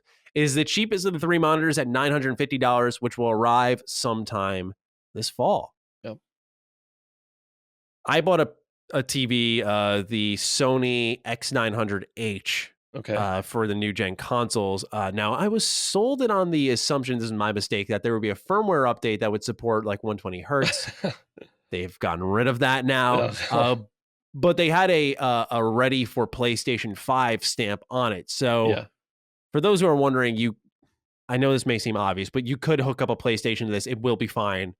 These are sort of like branded Xbox monitors, though. Right.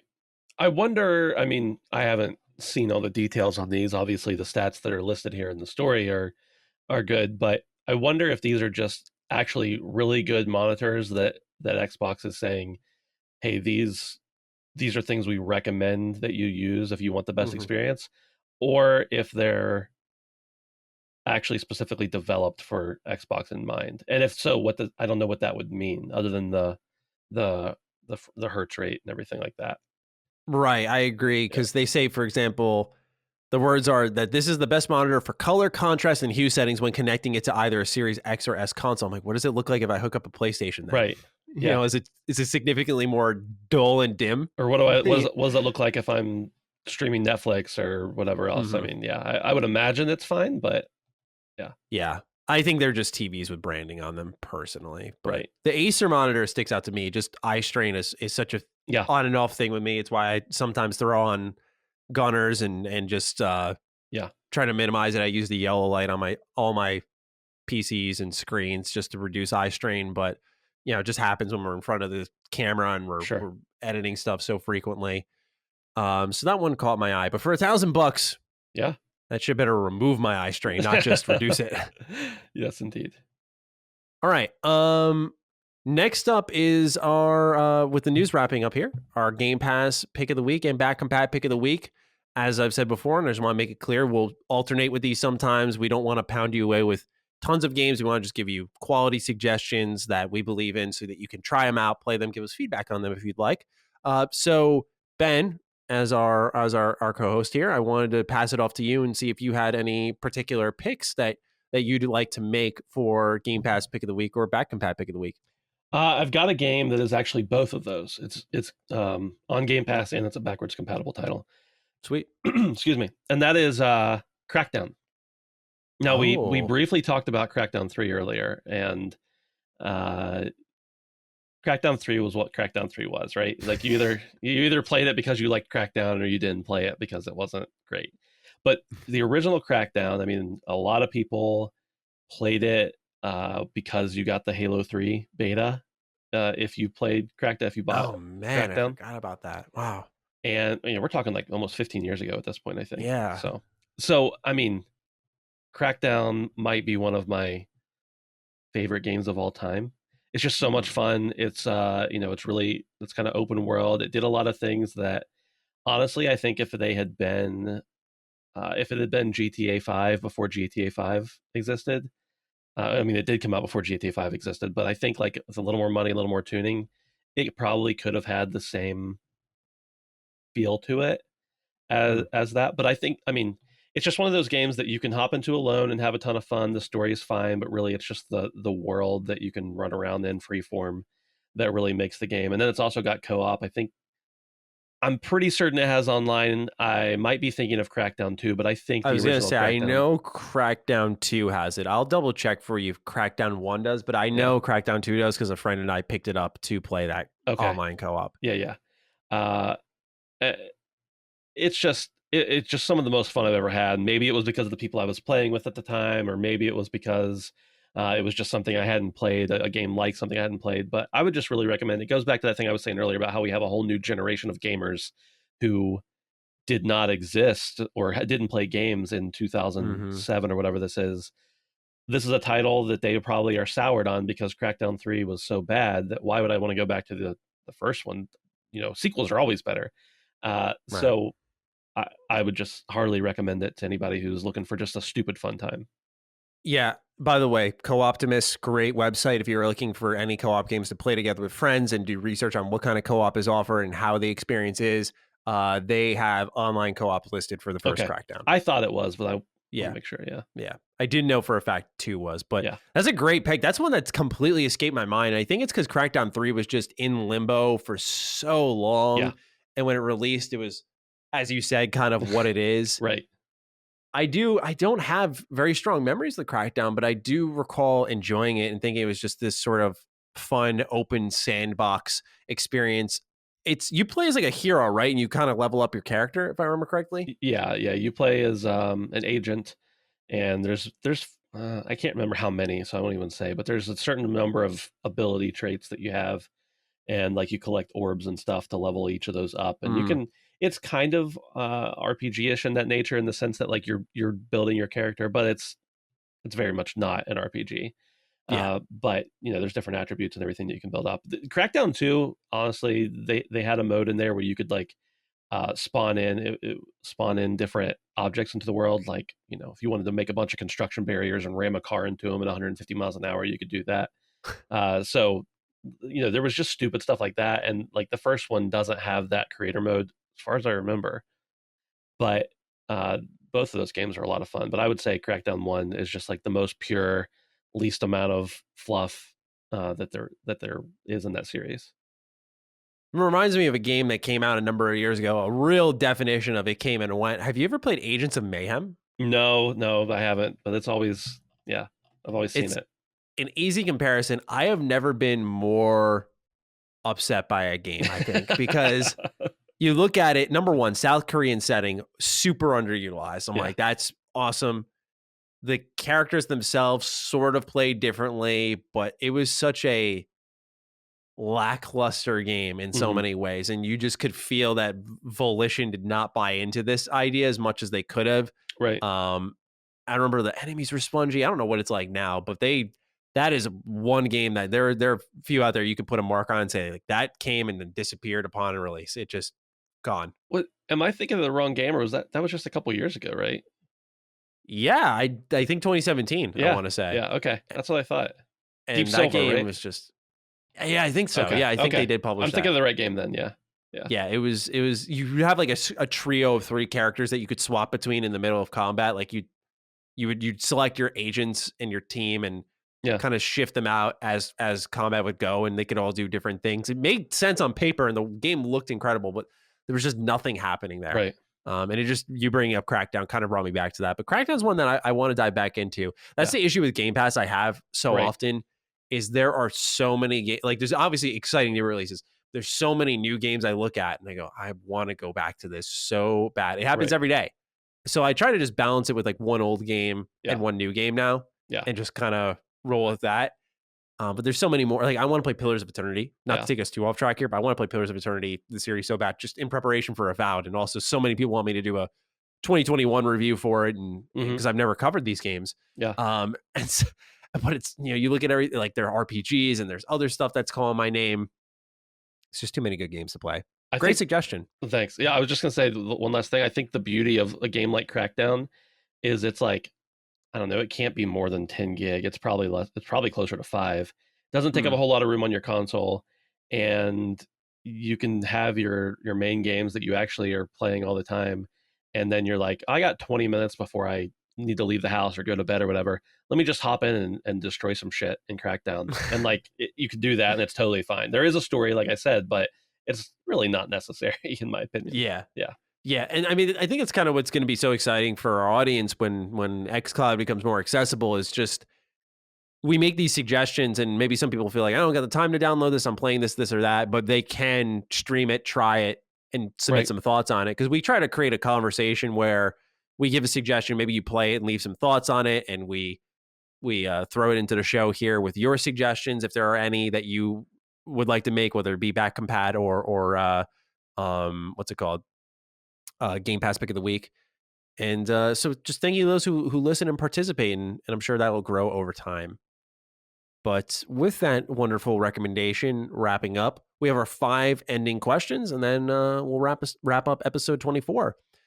So the first one comes from, of course, Anthony J. Sanchez. We're gonna dive into here. He says, "Hello, this is one more for Matty, but I'd like Karak's take on this as well," which obviously that'll be Ben. Numerous times Matty has said that he very much dislikes the word fans. He'd rather call his audience listeners. Why though? We are fans of your work. You both do. Much of us, like many fans, are of sports teams, bands, and various cinema. In fact, there's even merchandise that we can purchase to show our support for the brand. I guess I was just wondering if either of you would embrace the word fan. Thank you. What do you think of fan as a term?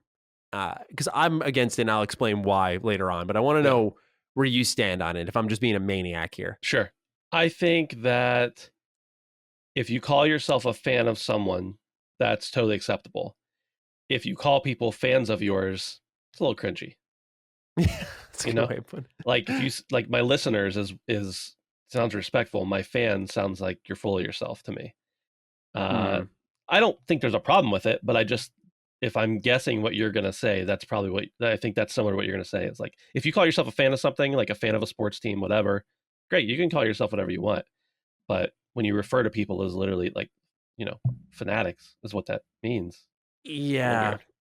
Yeah, I agree. Because for me, I'm all about like just keeping my head as small as possible. Like I don't need to inflate my ego by calling you my fans. Like you may be a fan of my work, and that's fine. Like I don't take any umbrage with you appreciating it and saying I'm a fan of you, but I will not refer to you as that because I it's not like I'm an actor or I'm a sports talent. Like I sit here and talk about games, and I try to make my opinions, as well thought out as possible. I don't know if they'll always be agreeable, but to my point is, I feel like this is so easily erasable that it's not like I'm some celebrity that if you took away YouTube, you're still a fan of my body of work. Right. It's like my channel disappears. It's like, who the fuck are you? And Right. so I don't know what you could really be a fan of at a certain point. That may sound kind of morbid, but that's how I view it. It's like you can be a fan, and I appreciate you supporting what I do.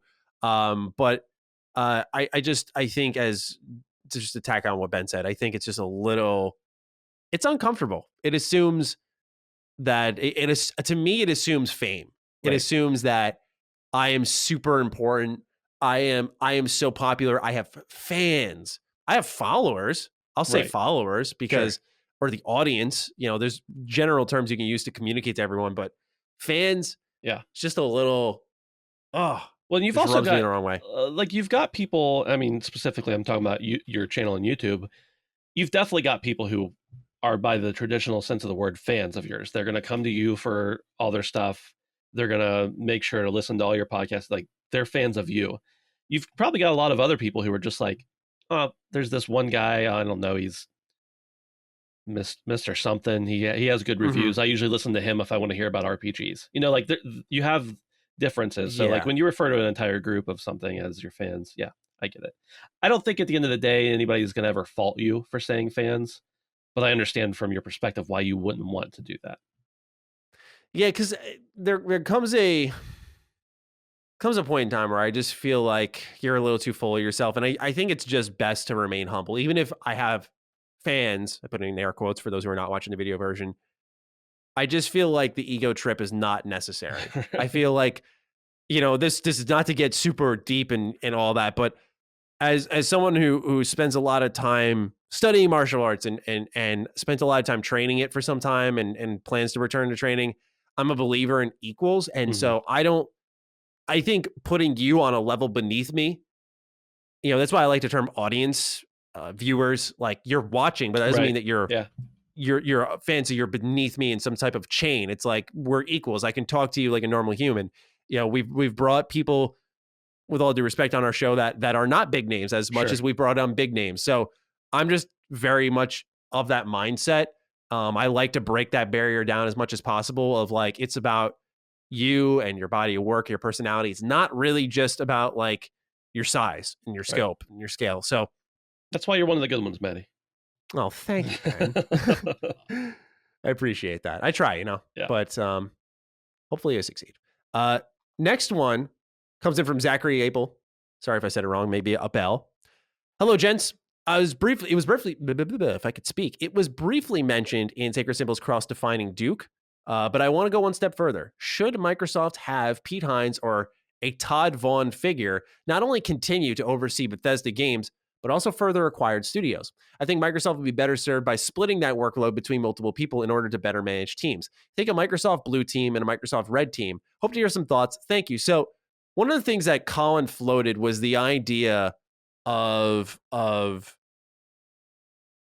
pretty much utilizing Bethesda as an arm to then further acquire people. Like it'd be an overall Microsoft / Xbox acquisition, but you would utilize Bethesda to bring someone into the fold. So the original speculation was use Bethesda to net a Japanese studio because they're more connected with Tango Gameworks. So then you could extend beyond that. I think it's a little too galaxy brain, but do you think they will use Bethesda at all to acquire a further studio? In the terms of like utilizing their staff to roll them in? I don't think that would be a bad thing, but I don't know if it's necessary because they're clearly doing fine acquiring studios on their own before they had Bethesda under their belt. I mean, I say that maybe I'll be proven wrong because maybe the studios don't produce the way we hope they will. I hope that's not the case. I want them to produce, but I don't know. I mean, I think they bought Bethesda for all the reasons they said they did, because they make great games, they have a great legacy, they have, some technology that they probably wanted to implement across the board. So I don't know. I don't know if it's Pete Hines. I think Pete probably has his hands full.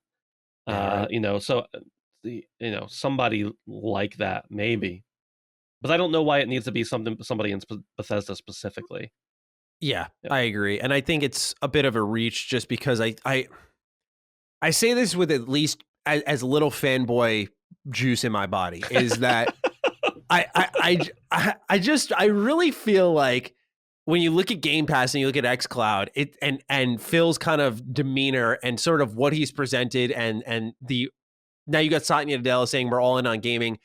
I don't know what Bethesda brings that people think that they're not doing. Like Right. Bethesda's just like a body of work example where you can look at them and say, "Hey, look, they're fine. They're Right. on their own. They exist and nothing has changed and all we've done is lock down their game." So I don't know if it goes beyond that. Maybe Bethesda steps in as a reassuring pat on the back, like, "Hey, it's going to be okay. Nothing's changing. Right. Trust us." I mean, if they have relationships with other studios or whatever existing, then if you utilize them to make that connection, then yeah, that makes sense. But yeah, we said it. We said everything there's to say, I think. I agree. The next question comes in from Sean Mason. Hello, Mr. Duke Matty. The Outer Worlds is one of my favorite games of all time. I found its story and characters compelling and its dialogue hilarious. Despite others' critique about the length of the game, I found it perfect. It has an immense amount of replayability. Each and every time I replay it, I find something new. I'm concerned Obsidian might listen to the fans and make the game, quote, too large, end quote. I don't want the game to become a mile wide, but an inch deep. Thoughts? Best, Sean M. I love this write-in because, well, it's probably not one of my favorite games of all time. It's one of my favorite RPGs of last gen. I do share a lot of these thoughts, but I don't know yours on the Outer Worlds. Did you play this? Did you enjoy it as much? I did play it. I've often thought since I played it that I must have missed something because I liked it, but I didn't rave over it like I've seen and heard from so many other people. So maybe I'll give it another shot someday. I would say that, I mean, I guess I'm just unaware of this feedback from the fans because I remember seeing so many people and feeling myself like, oh, a 30-hour RPG, that's great. I love that. So many people. And is there an outcry for there to be a longer game? I see it mostly. I know Sean's a patron of mine, and he's also in on ham radio, and so I see him pop up. And I know in my circle, I see it pretty often. And when I tweet out about the game, I see it pretty often as well from just non-followers that there's a consensus of it could have been more. Right. I see that pretty often. Like it was good, but I want to see what they do with more. Right. I think when you just, as you said perfectly, you look at the sort of watered down state of open world games and RPGs in general of do everything, be anything, and skill trees don't really narrow you down and there aren't skill checks. And it's very much it's too free and open of an experience, for a lack of better terms, where I love that RPGs will sometimes lock you down and put Yeah. you down a path, because when you go back, you can find a new path, kind of like what Sean touched on here. Right. But there is definitely an outcry Okay. for this sort of do more, Yeah. be bigger, add more. With that potentially being the case, what do you envision that being like, if anything at all? I don't know. I mean, I just thought that game just hit the right notes. Yeah. It was satisfying. I didn't feel like there were a billion things I couldn't complete and couldn't get done. Granted, I'm not a person who wants to put 120 hours into an RPG typically either, Mm-hmm. but I don't know. I think they make it bigger. They're going to please some people, but they're going to lose some people. They keep it small. They're probably not going to lose that many people. They're just not going to Mm-hmm. pick up the ones they would. Yeah. So I don't know. And you know, part of it is they probably have some more money now than they did before and things like Yeah. that. So maybe it will just be naturally bigger. But I don't really know. I mean, I'd be interested to hear your thoughts because you're clearly the RPG expert between the two of us. So. Thank you. I look at it this way. I think that if you want to make the Outer Worlds bigger by nature because of the money you have, that is totally okay with me. But if you are by intent designing the game to let's make these huge open spaces, it's like no, thank you. Yeah. I think if they created the Outer Worlds in the style, if you have your ship, you have new planets to explore, and instead of Monarch being that one sole big planet, you have multiple monarchs instead. Okay, sure. Like that I can work with. Yeah. Because what happens is you have the opening planets that are sort of expansive, and there are things to do. And then as you get deeper into the game, it sort of narrowed things down. Yeah. So I understand where people want it a little bit more. I think what people don't realize is what they're asking for is that all they need is probably one more planet like Monarch to satisfy their desire.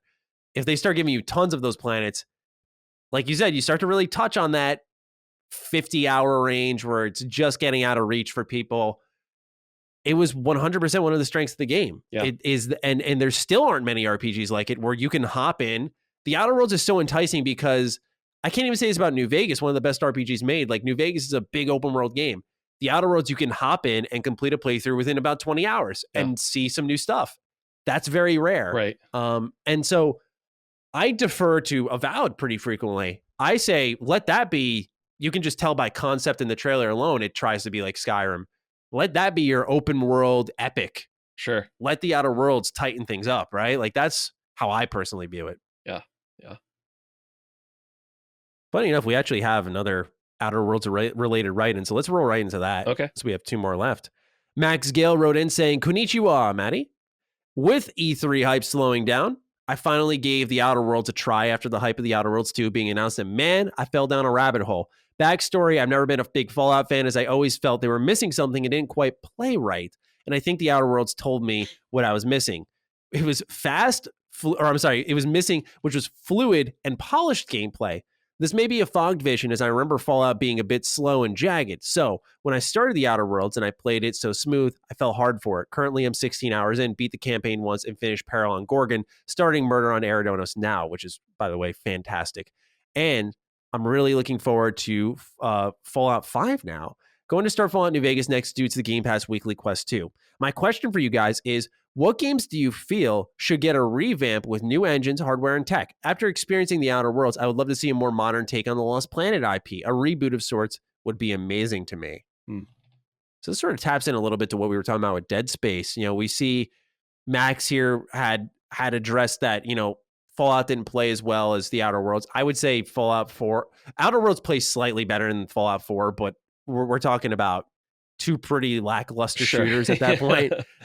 So I'm glad it addressed something for him. If I were to tack into what we were talking about earlier, if I were to add anything to the next Outer Worlds, it would be just better combat in general, from challenge and equipment, that type of stuff. But more to my point is something was addressed here for him.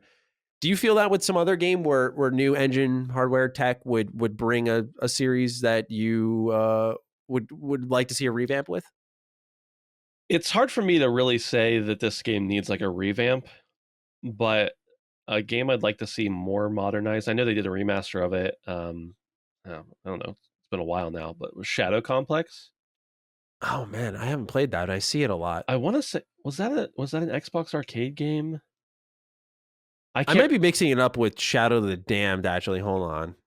But I it's a 2.5 Metroidvania kind of yes, this side is scroller. a Xbox arcade game. Was it By the the next part way, of KD? Okay, I love that game, and I was just like for years hoping for a sequel. They did the remaster and re-release mm, a few years ago, and I didn't play it because I was like, I don't know, I was busy. I was having a kid in 2015, so that was probably part of it. But okay, that uh, that definitely makes sense. yeah, that makes sense. Anyway, but I think that game is one of those that could be remade or even revitalized in a new engine and just be a lot of fun because there are so many new things in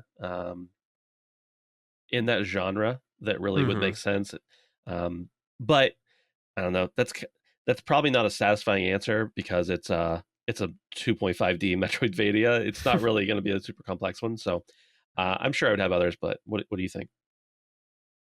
It's one I bounce around with a lot. Funny enough, my answer is kind of in line with yours because it is a side scroller. I want to see Mega Man X just as a Oh yeah, series return, I should big have guessed time. that. Yeah, Yeah, I want to see it return so bad, man. yeah, And um, it looks like Capcom just despises Mega Man. If I'm quite frank, yeah.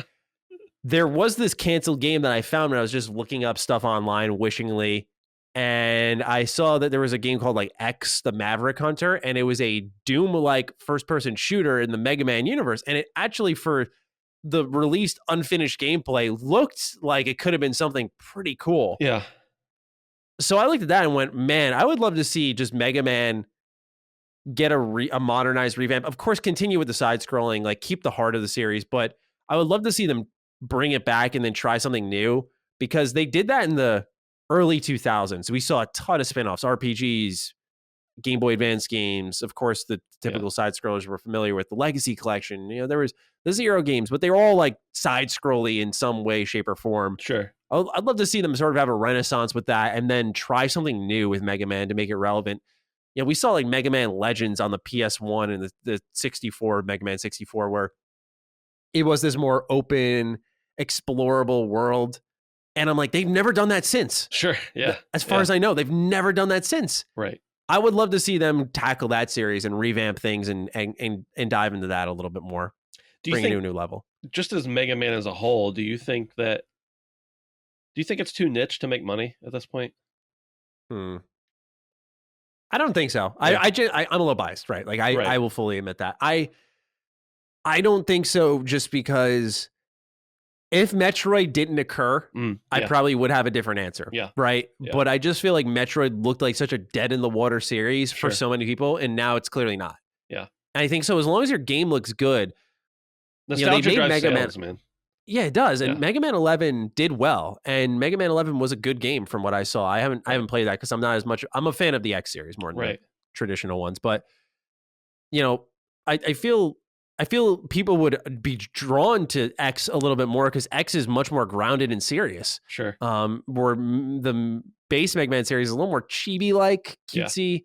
It's still difficult, hard as nails, but it does have that lovable nature where I feel like X kind of drives it home. And if you play the Zero series afterwards, it's like, Christ, man, it's pretty sad. And, Right. So I don't want to get into spoilers with that, but I just think they could draw more people than they've given credit to. Like a Metroidvania Mega Man game. Oh my God.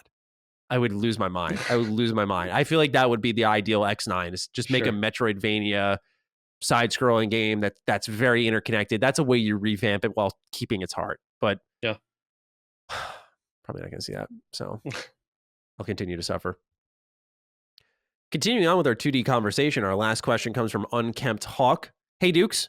This new generation promises gorgeous looking 3D games and incredibly quick loading times, but it's got me thinking a little bit about good old 2D platformers. Apologies if this is too vague, but what can developers do to make 2D games feel next gen? Is it all down to gorgeous graphics like with Replaced, which we saw at the Xbox showcase, or could we see something different in this genre? Thanks for the consistently entertaining podcast. Keep up the great work and have a middling to lackluster day. Thank you.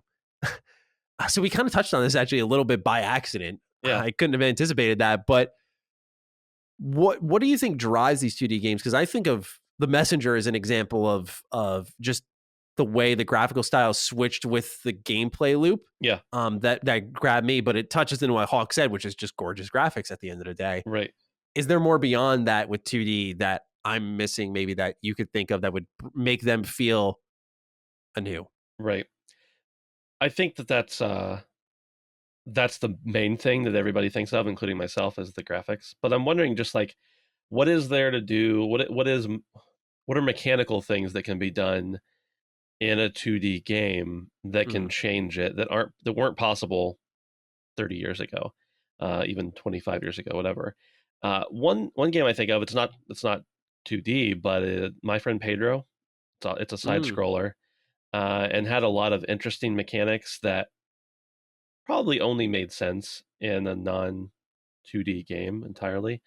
But I mean, I guess it is 2D to an extent. But I'm wondering if just different mechanics in general, and I don't know what those are, or else I'd be pitching the idea to a studio at this point. But just to see something different than just your typical running, jumping, shooting in 3 different angles kind of thing, where it's less of a platformer and more of a freestyle chaos.